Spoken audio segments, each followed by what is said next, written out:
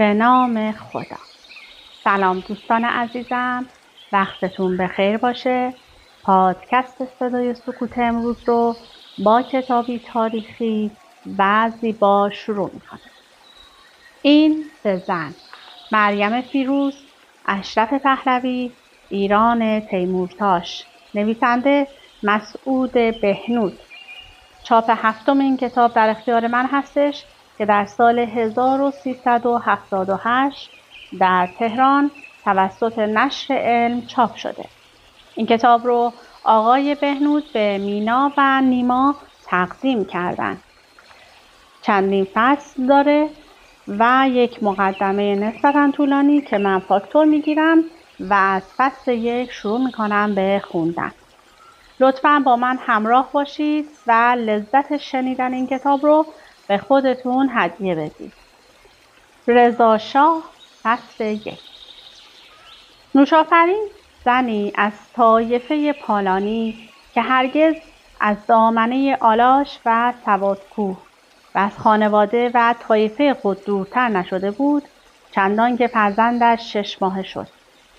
سر در پی داداش بیک شوهرش گذاشت. هر جا سراغی از او گرفت و نیافت. زن که هنوز 18 ساله نشده بود بیقرار بود، ولی نومید نبود. هر کس چیزی میگفت تا آنکه یکی از نوکران خان به او خبر داد که عباس علی داداش بیک در تهران است و در کاروانسرایی نزدیک دروازه خراسان مسکن دارد. نوشافرین روزی نوزاد خود را برداشت و با گاری یکی از نوکران امیر مؤید سوادکوهی راهی تهران شد. زمستان بود و آنها با کاروانی که از روسیه راهی پایتخت بود همراه شدند. در جمع مردانی که هر کدام تفنگی به دوش داشتند، تنها پناه نوشافرین یک گروه خارجیان بودند که با خود 2 زن داشتند. اما قافله در برف ماند. فرنگیان رفتند و زن که قنداق بچه را به تن خود بسته بود باز با نوکران امیر مؤید ماند. آنها گرفتار بوران شدند. شبی را در کلبه‌ای به سر بردند. هرچه به زن توصیه می‌کردند که باز گردد و یا در همان بین راه بماند تا زمستان سپری شود، او با التماس راه خود را می‌گشود و همراه آنان می‌رفت. در 6مین روز سفر بوران و برف گاری و اسب را به دره‌ای انداخت و زن با 1 نفر از همراهان تنها ماند. در او رمقی نمانده بود و کودک نیز در زیر پتو دیگر صدایی نداشت که در قهوه‌خانه امامزاده هاشم را کوفتند. قهوه‌چی با احتیاط و در حالی که چوبی به دست داشت در را گشود. برف و بوران چرخ میزد و به داخل کلبه راه می‌یافت. قهوه‌چی انتظار نداشت که زنی را ببیند که گریان پناه می‌جوید. او قنداق طفل نیمه جان را کنار بخاری هیزمی گذاشت و در گوشه‌ای کس کرد. قهوه‌چی پوستین را روی سر او انداخت و آنگاه متوجه طفلش شد.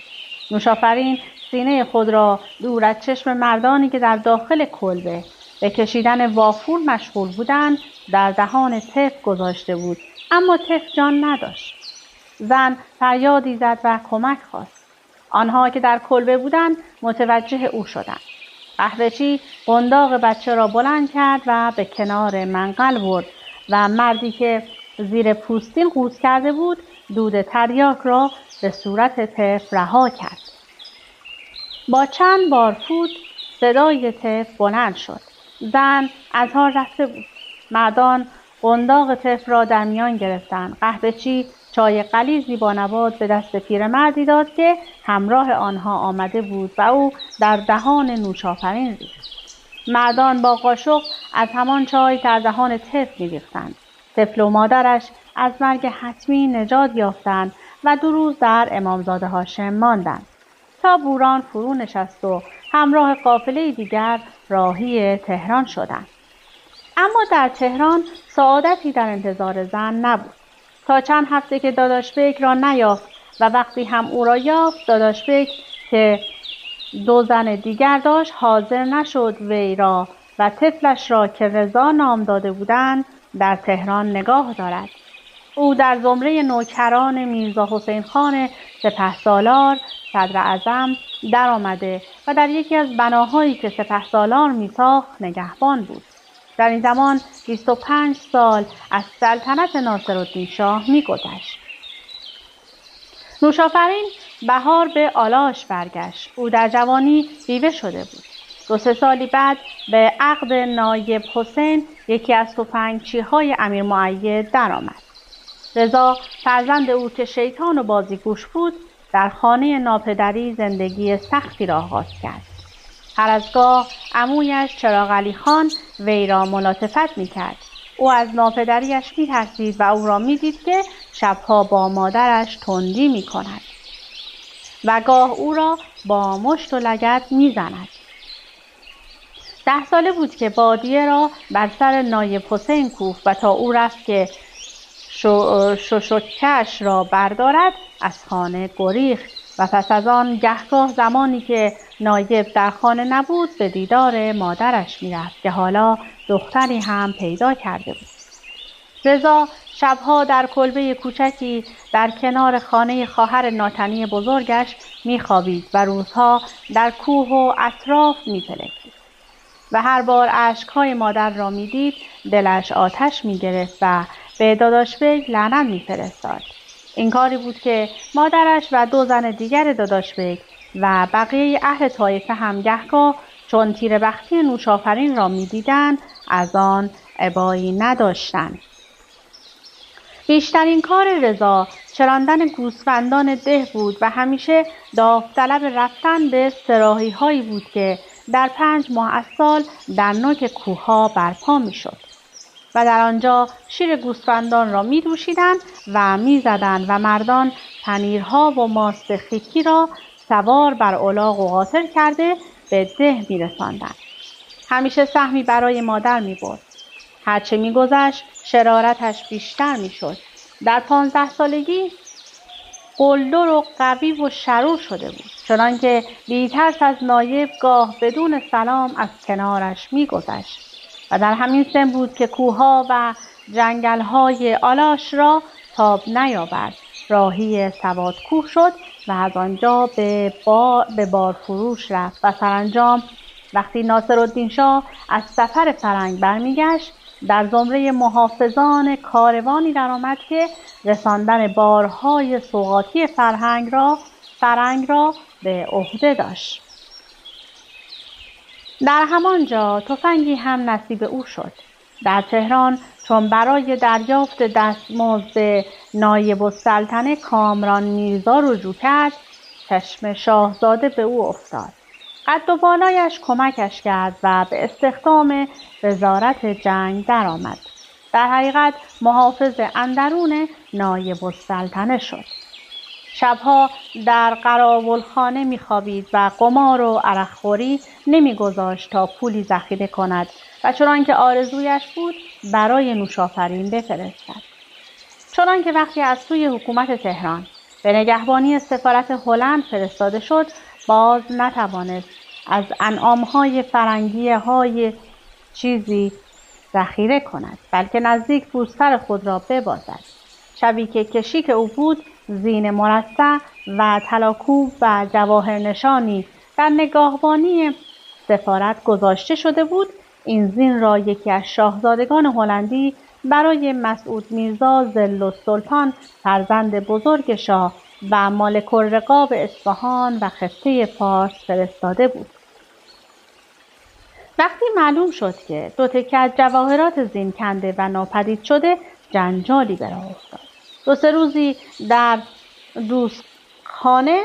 دوستاخانه حبس شد و سرانجام به وساطت کسی که فرماندهی او را داشت نجات یافت و بعد از مدتی سرگردانی و سفر به آلاش دوباره به تهران برگشت. در آلاش برای آخرین بار در کنار مادرش بود و او را دید. نوشافرین چند روزی پس از کشته شدن ناصرالدین شاه به بیماری سل مرد. رضا از این ماجرا خبری نداشت. روزی که همراه نایب السلطنه که بی پدر شده و در کنج باغ امیریه از ترس در به روی خود بسته بود، به کاخ گلستان رفت که در آنجا میرزا رضا کرمانی قاتل ناصرالدین را به قل و زنجیر کرده بودند. چشمش به نایب حسین افتاد که بالای سر میرزا رضا ایستاده و زنجیر او را در دست داشت. با قامتی خمیده، اما رضا در 25 سالگی تنومند و قوی اندام بود و جز این سرمایه‌ای نداشت. در قراولخانه پارک امیریه بود و گهگاه به این سو و آن سو فرستاده میشد تا مظفرالدین شاه به تهران آمد و به سلطنت نشست.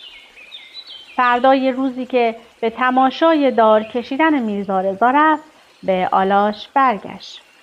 در همین سفر تکه زمینی خرید و قصد آن کرد که خانه کوچکی در آن بسازد و بنا به آرزویی که مادر داشت، تاجماه دختر عمویش را عقد کرد و به تهران برگشت.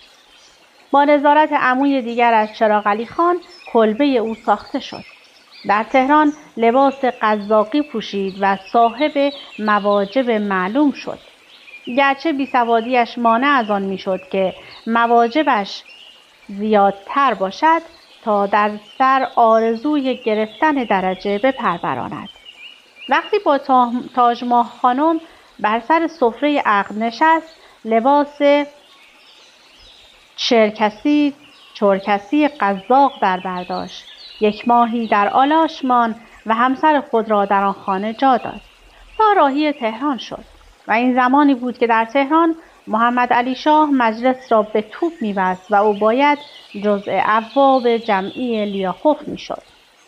2 ماهی بعد مأموریت کرمانشاه یافت. حالا خود قزاق با سابقه محسوب می‌شد و تیراندازی خوب می‌دانست. گرچه در جنگ‌ها می‌کوشید بیشتر با درایت پیروز شود و از درگیر شدن در حوادث خطرناک پرهیز داشت. ولی دیگر چنان بود که حمدالله نام مصدری داشت و 2-3 باری مشمول عنایات فرمانفرما والی کرمانشاه قرار گرفته بود و بعد از یکی از جنگ‌ها که در معیت سالار لشکر فرزند جوان فرمانفرما بود و با اشرار می جنگید تا لبه مرگ پیش رفت. در بازگشت به کرمانشاه به دستور سالار لشکر عاشق جواد محرر دیوان به او نوشتن و خواندن آموخت و همین موجب شد که به پیشنهاد پالکونیک اوشاکوف فرمانده روس قزاق کرمانشاه و تصویب فرمانفرما به عنوان افسر فرمانده رسته پیاده شد و در خوابگاه و قراولخانه افسران جا گرفت. از جمله افسران احمد آقاخان بود. در اینجا و در سال بعد از آن که تفنگ به دوش انداخت، از برکت درسی که عاشق جواد محرر به او داده بود، نامش در دفتر قزاقخانه ثبت شد و به تهران هم رسید.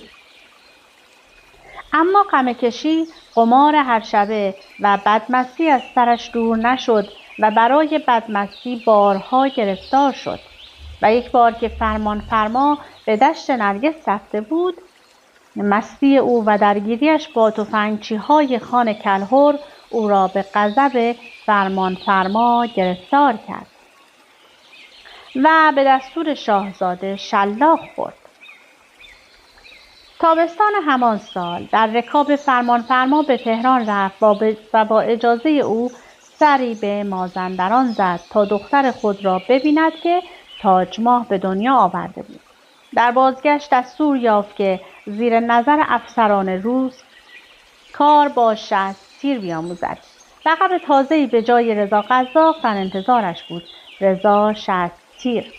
در این زمان به امر فرمانفرما وطن‌الدوله پیشکار شاهزاده اتاقی در کنار هشتی خانه خود به او داده بود و هر شب سینی عرق و وافور او را مهیا می‌کردند.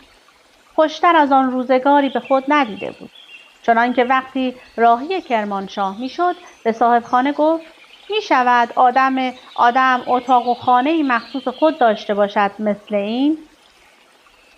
40 ساله بود و هنوز اتاقی نداشت مگر آن کلبه کوچک در آلاش که تاجما و دخترش فاطمه در آن میزیستند. اما آن کلبه در نظرش نمی آمد و خانه‌ای دست کم مثل بیرونی فتن الدوله می‌خواست. در کرمانشاه بود که خبری حکومت تهران را به لرزه درآورد. محمد علی شاه مخلوع بار دیگر با همکاری روس‌ها به ایران حمله آورده در صدد بازپس گرفتن سلطنتی بود که آن را با مقاومت مردم آذربایجان و حمله نیروهای شمال و بختیاری به تهران از دست داده بود. محمد علی شاه را 2 برادرش سالارالدوله و شاه-السلطنه همراهی می‌کردند. سالارالدوله از غرب به داخل خاک ایران آمد. او از 2 برادر خود شجاع‌تر بود. مجلس و دولت فوراً قوا برای دفع حمله محمد علی شاه و سالارالدوله تدارک دیدند و جایزه‌ای برای کسی تعیین کردند که آنها را بکشد. نیروی غرب زیر نظر فرمانفرما والی کرمانشاه مأمور دفع سالارالدوله بودند. پول و افراد کمکی از تهران رسید، اما افسران قزاق می‌دیدند که نه فرماندهان روس آنها و نه فرمانفرما میلی به جنگ با سالارالدوله ندارند. سالارالدوله بعضی از سران ایالت و عشایر را به خود فراخواند و مشغول نامه پراکنی با فرمانفرما بود و او را پسر عموجان و شاهزاده محترم خطاب می‌کرد. قزاق‌ها نیز هر روز در گوشه‌ای به مأموریت فرستاده می‌شدند. هر شب در چادر افسران قزاق سخن بر سر بازی‌های سیاسی بود و دزدی‌های مأموران دولتی. رضا شصت‌پیر و افسران دیگر مدام به این و آن بدهکار بودند و ناگزیر از باجگیری از خانها و اشرار. آنها از این وضعیت دلخوشی نداشتند تا آنکه خبر رسید پیرومخان ارمنی از جانب حکومت تهران خود برای فرماندهی نیروهای مشغول جنگ با سالارالدوله به غرب آمده است. با رسیدن او داستان شکل دیگری گرفت. جنگ واقعی شد. او نقشه و طرحی داشت. افسران روس قزاقخانه هم ناگزیر به دست و پا افتادند و فرمانفرما سیاست کجدار و مریض را کنار گذاشت. بیرمخان به دست رضا شصت‌پیر خیلی بها می‌داد. طرفین 2 بار در جنگی خونریز روبرو شدند. وجود تفنگچی‌های ایلاتی در هر 2 دسته جنگ را شدت می‌بخشید. عده زیادی کشته شدند. در یکی از همین درگیری‌ها بود که رضاخان هم شصت‌پیر خود را از دست داد و هم زخمی شد. مرگ به او نزدیک شده بود. او خود را کشان به گودالی کشاند و زیر شاخه‌ای پنهان شد. شاید هم از هوش رفت. نیروی سالارالدوله از بالای سر او گذشتند و او را ندیدند و یا به تصور آنکه مرده است کاری به او نداشتند. اما از بخت خوش وی پیرومخان حمله تفنگچی‌های سالارالدوله را دفع کرد و نیروهای دولتی جلو آمدند و چون در کار جمع‌آوری شصت‌پیرهای رها شده افتادند، رضاخان را زنده یافتند و به عقب اردو منتقل کردند. اما بخت خوش در جای دیگر به سراغ او آمد و آن وقتی بود که به اتاق علی مردانخان یکی دیگر از همقطاران خود به چادر فرمانفرما احضار شد. فرمانفرما فرمانده کل قوا بود و تمام عملیات نظامی زیر امر او قرار داشت و رسیدن به حضور او خود باعث افتخار بود. چه رسد به آنکه شاهزاده کسی را در زمره خواص خود به حساب آورده و در بعضی امور پنهانی و سری شرکت داده باشد. فرمانفرما ابتدا مقدمه گفت درباره وضعیت کشور و لزوم داشتن دسته و عقیده و تأکید کرد هر کس در سر خیالی دارد بدون مشارکت و اتحاد رسیدن به آن خیالات محال است. سپس از فواید رازداری و جلب اطمینان سخن گفت و آن دو را با مأموریت محرمانه روانه جبهه کرد. نفرات در آن زمان در سنقر یا سنقر کلیاتی مستقر بودند که اطراف آن همه ملک فرمانفرما بود. به دستور شاهزاده پیرمخان در قلعه جوق منزل می‌کرد که آن هم به فرمانفرما تعلق داشت. شب هنگام پیرمخان پس از آنکه پیامی درباره فتوحات آن روز برای تهران فرستاد به قلعه رفت. اما درست در زمانی که وارد میشد تیری از داخل قلعه شلیک شد که مغز او را پریشان کرد. پزشک اردو که لقب لقمان لشکر داشت نیز به دنبال او به خاک افتاد و دو سه تنی که همراه بودند در آن زمان هم محمد ولی میرزا فرزند فرمانفرما و هم رضاخان در قلعه بودند.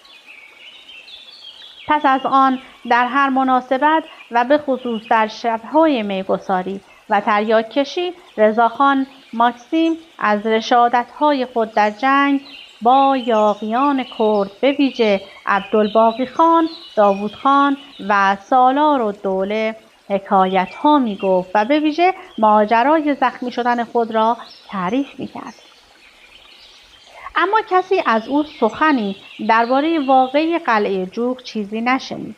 این رازی بود که بین او و فرمانفرما باقی ماند. او از مبارزه دموکرات‌ها و اعتدالیون در تهران چیزی نمی‌دانست و از ترورهای سیاسی آن روزها سر در نمی‌آورد. همینقدر می‌فهمید که اگر به شخصیتی مانند فرمانفرما سر بسپارد زیان نخواهد دید. در 1292 بعد از مأموریتی در دفع اشعار صحنه و حدود مرزی راهی تهران شد. به فکر آنکه در تهران میماند خانه کوچک در سنگلج اجاره کرد و 6 ماهی که تهران بود و در آنجا سکونت داشت. در این زمان فریاد همسایه‌ها و صاحبخانه از دست او و رفقایش بلند بود. قزاق‌ها هر شب در این خانه جمع می‌شدند و بساط عرقخوری و آسبازی برپا بود و عربده‌هایشان همسایه‌ها را آزار می‌داد. اهالی به پیشنماز مسجد سنگلج متوسل شدند. شیخ محمد کسی را مأمور کرد که به رضاخان ماکسیم بگوید که اگر دست از شرارت برندارد به دیو بزیون قزاق شکایت خواهد کرد. اما این اخطار هم کارساز نبود تا اینکه مأموریت گیلان پیش آمد و رضاخان ماکسیم به سفر رفت. از این سفر همه خوشحال بودند مگر امیرخان مباشر سردار عظیم که صاحبخانه بود و برای جمع‌آوری اجاره باید مدام دنبال مستاجرین به راه می‌افتاد. سخت‌تر از همه این قزاق بود که فقط وقتی در آسبازی برنده میشد اجاره بها را با فحش و ناسزا می‌پرداخت. در این سفر بود که تاج‌ما پسری برای او آورد که چند ماه بیشتر زنده نماند. در بازگشت بازگذارش به پارک فرمانفرما افتاد. سالار لشکر ترتیب کار را داد که با مزایای بیشتر راهی کرمانشاه شود. اما از این مزایا و حقوق چیزی در کف او نمی‌ماند، چنانکه وقتی قرار شد در معیت فرمانفرما به تهران برگردد تنها مایملک او اسبی بود که امیر امجد کلیایی به او هدیه کرده بود. می‌خواست این اسب را بفروشد ولی میرپنج معاون اردو که با او و احمد خان فرمانده رسته سوار بد بود شایع کرد که اسب رضاخان بد قدم است و خود بر آن 5 تومن قیمت گذاشت. رضاخان اسب را به احمد خان به 10 تومن فروخت ولی همان مبلغ را شبانه در قمار باخت و 15 تومن هم بدهکار شد.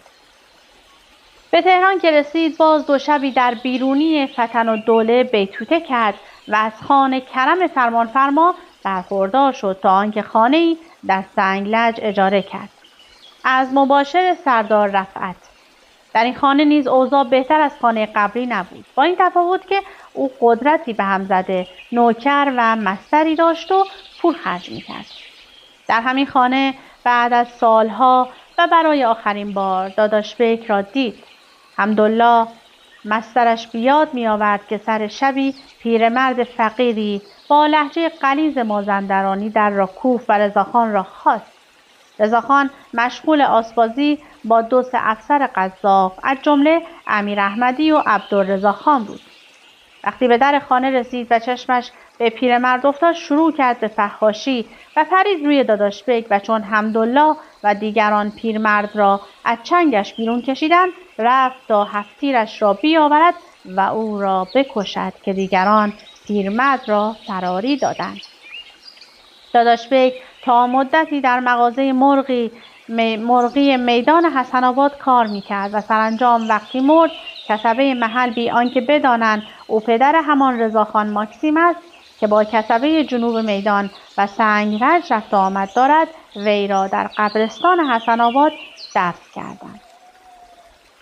گور او همچنان محجور بود تا 15 سال بعد که رضاخان به سلطنت رسید.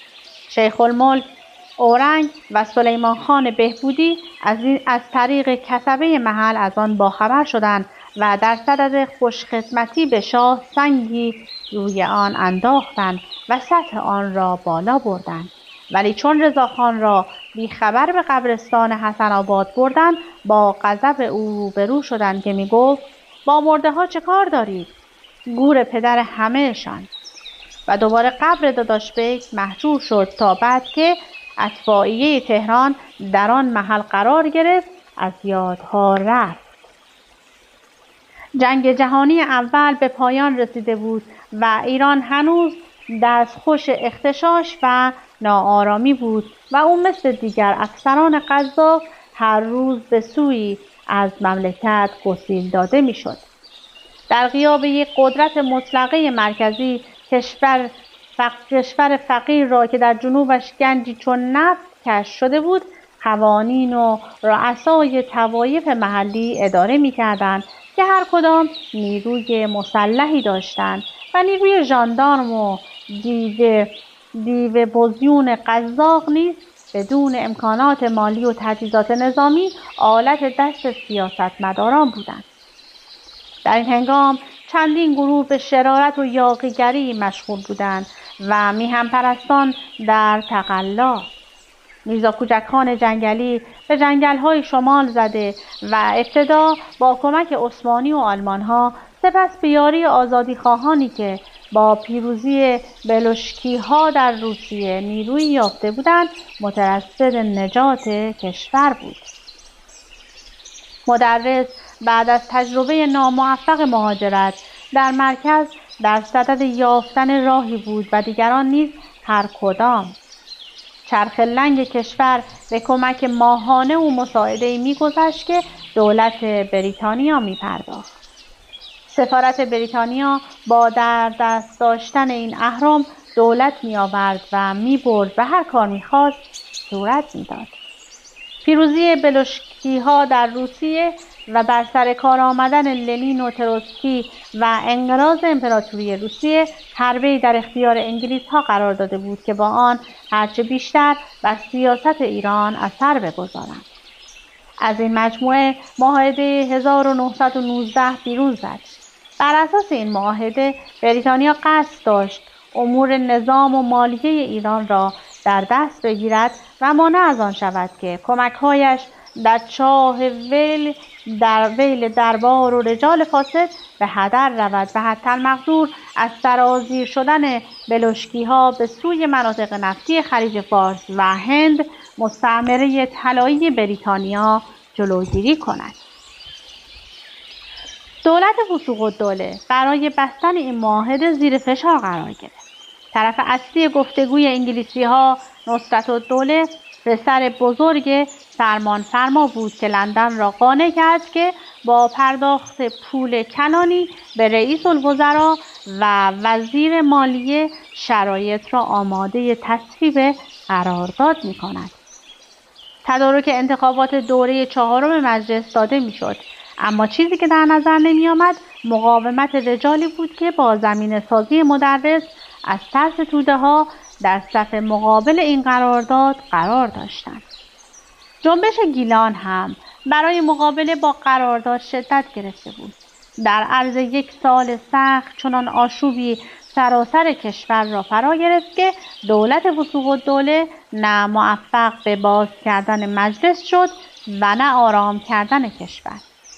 نصرت‌الدوله که در جریان گفتگو با انگلیس‌ها می‌دانست کاسه صبر آنها دارد لبریز می‌شود، با متهم کردن وثوق‌الدوله و دیگران به ترس امکان و اجازه خواست که خود دولت تشکیل دهد، انتخابات را لغو کند و مجلس جدیدی برپا دارد که معاهده را به تصویب برساند و به مستشاران انگلیسی راه دهد که 1 قدم به سوی مستعمره کردن ایران بردارند. در مدتی که دولت وثوق‌الدوله درگیر خواباندن آشوب‌ها و آرام کردن محیط سیاسی بود، سالار لشکر برادر نصرت‌الدوله مقدمات متحد کردن نیروهای مسلح ایران را به سرعت پیش می‌برد. او برای این مقدمات منتظر تصویب قرارداد 1919 نمی‌ماند. کمیسیون مطالعات برای ارتش متحد شروع به کار کرد. نصرت‌الدوله و سالار لشکر تصمیم گرفته بودند هرچه بر سر قرارداد و دولت می آمد 1 نیروی مجهز در کنار تهران داشته باشند که بتواند در موقع لازم ضربتی عمل کند. رضاخان خود نمی‌دانست که چگونه او برای ریاست آتربادی نامزد شد که نام همدان بر خود داشت، ولی باید در تهران تشکیل میشد و منتظر دستور میماند. روزی سالار لشکر او را احضار کرد. استراسلسکی نایب فرمانده دیویزیون قزاق هم حاضر بود. حکم زده شد و هزینه جمع‌آوری نیرو برخلاف همیشه زود و بی گفتگو در اختیار رضاخان قرار گرفت و این همه چند روز پس از آن رخ داد که رضاخان همسری تهرانی گرفته بود. شیخ سنگلجی وقتی برای چندمین بار با شکایات مردم از مستاجران سردار رفعت روبرو شد که از رضاخان و خانه قزاقی او مست بازی و فریادهای نیمه شبی آنها فریادشان به هوا بود، موضوع را با متعینین محل در میان گذاشت. 2 ماه پیش از آن در درگیری دسته‌های عزاداری سنگلج و چاله میدان قزاق‌ها به داد اهالی رسیده بودند. این هم نمی‌توانست از نظر دور باشد. در شهری که هر محله برای خود نیرویی و جاهلی و دسته مدافعی داشت، شیخ نمی‌توانست سنگلج را از این نیرو بی‌نصیب کند. حاج حسن سخت فروش چاره‌ای اندیشید. آنها برای رضاخان ماکسیم که حالا دیگر نایب سرهنگ شده بود زنی در نظر گرفتند. شیخ خود دست به کار شد. هزینه عروسی را جعفرخان خادم عکاس و عیساخان خیاط و حاج علی اصغر کلاهدوست و عده‌ای از کسبه به عهده گرفتند. تیمورخان آیرملو با یاور بازنشسته نظام هم موافقت کرد که دخترش را به این قزاق بلندقد سوادکوهی بدهد. رضاخان نیز از خدا خواسته تمکین کرد و فقط مشکل را در بیپولی خود دانست که آن هم حل شد. هنوز کسی نمی‌دانست رضاخان زنی در آلاش دارد. این موضوع چند روزی پس از آن فاش شد که عقد و ازدواج رضاخان با تاج الملوک دختر تیمورخان صورت گرفت. نزدیک بود همه چیز به هم بخورد که چاره اندیشی شیخ سنگلجی و آسیه جعفر کار خود را کرد و رضاخان در حضور تیمورخان و شیخ متعهد شد که تاج ماه را طلاق دهد و حرفی از دخترش به میان نیاورد. بعد از این عقد بود که با پرداخت هزینه سفر و جمع‌آوری نیرو سالار لشکر رضاخان را مأمور تدارک دسته‌ای که قرار بود در کاروانسرایی در دروازه قزوین سکنا گرفت و هر 2-3 روز 1 بار سری به خانه می‌زد. از قزاقخانه برای او آنچه می‌خواست حاضر می‌کردند و رضاخان مشغول تدارک آتربادی بود که وزارت جنگ و دیویزیون قزاق وانمود می‌کردند که قرار است به همدان اعزام شود. رضاخان خود نیز در همین خیال بود. از نظر او این مأموریت از آن جهت اهمیت داشت که پول حسابی در آن بود و حساب و کتابی هم در کار نبود. چند ماه بعد شبانه رضاخان را به محل آشنای او خانه فتن الدوله چسبیده به پارک فرمانفرما احضار کردند. دستور این بود که رضاخان با نیروی خود به محل دیوبوزیون قزاق برود و فرمانده جدید قزاق پالکونیک کلرژه را از کار برکنار و دستگیر کند تا پالکونیک استاروسلسی به جای او بنشیند. این در حقیقت اولین گام انگلیسی ها در جهت پاک کردن دیوبوزیون قزاق بود و تدارک تشکیلات تازه نظام. سپهدار، وزیر جنگ و احمدشاه به عنوان فرمانده کل قوا هم چیزی نمی‌دانستند. نقشه را نصرتالدوله طرح کرده بود و برادرش سالار لشکر آن را به دست رضاخان به اجرا گذاشت. کلرژه که این کودتا علیه او صورت گرفت فرستاده حکومت انقلابی روسیه لنین بود و حکم از تروتسکی داشت. او به جای ژنرال مایدل به ایران اعزام شد که از مخالفان بلشویک و از طرفداران تزار بود. کلرژه هنوز فرصت نیافته بود استرالوسکی معاون دیوپوزیون را به روسیه بفرستد که این کودتا صورت گرفت. او مقاومتی کرد و تهدید به تماس با دربار و اعدام متجاسرین ولی فایده‌ای نداشت. شاه هم نمی‌توانست کاری برای او انجام دهد. رضاخان به سادگی درجه‌ای بالاتر رفت و گام بلندی برداشت. مژده را شب به خانه برد. تاج الملوک باردار بود و نزدیک به زایمان و رضاخان آرزو داشت که از او پسری داشته باشد. تاج الملوک خود نیز نذر و نیازها کرده بود، اما برخلاف خواسته آنها اولین فرزندشان دختر بود و خدیجه نام گرفت. بعدها او را شمس صدا کردند. هفته بعد از کودتای کلرژه با وجود آنکه امیر موثق به عنوان نماینده قزاق در کمیسیون مشترک تدوین نظام ارتش متحد ایران حضور داشت، ولی به دستور سالار لشکر که حالا معاون وزارت جنگ شده بود، رضاخان نیزگاه در جلسات کمیسیون شرکت می‌کرد و از داخل دیوپوزیون قزاق خبر می‌داد. شرکت او در این جلسات بهانه‌ای بود برای نگهداری آترباد همدان در تهران و دیگه فرصت به من اجازه نمیده که این کتاب زیبا رو برای شما بخونم. خواندن این کتاب برای خود من بسیار لذت بخش بود. بعد سالها، شاید 30 سال قبل، من این کتاب رو خوندم در زمان بچگی. امیدوارم همه این کتاب رو بخونین و با تاریخ زیبا و پرفراز و نشیب این مملکت بیشتر آشنا بشین. از اینکه با من همراه بودید سپاسگزارم. تا وایس بعدی، خدا نگهدارتون.